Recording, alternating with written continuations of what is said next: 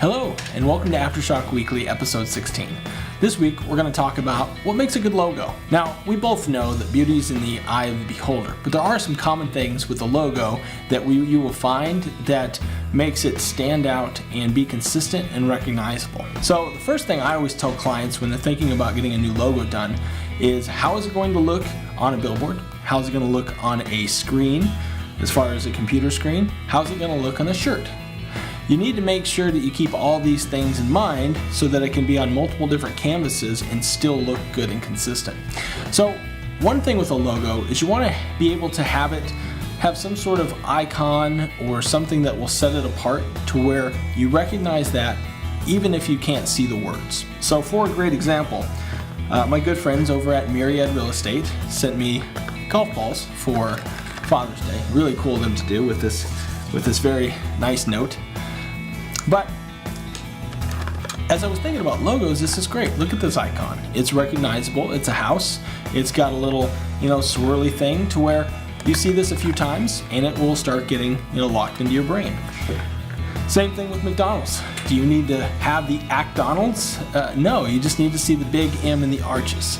Now, taking things like color into consideration for your business, if you're a company that sells nutrition products, typically you're going to have, greens, light greens, whites. If you're a computer or a tech company, a lot of times you're going to have blues in your logo or oranges. So taking in consideration what type of business you are will help you dictate the colors. The other thing is, make sure that your fonts in your logos are readable. There's nothing worse than trying to make out what a business name is when you're trying to read the logo. Also, don't mix fonts. If you absolutely have to, you can have two fonts in a logo, but try to stick to one because that is what the most consistent brands in the world do. Your IBMs, your Home Depots, your McDonald's that I mentioned. You'll notice that they have the same font, they don't mix fonts, and they keep it consistent.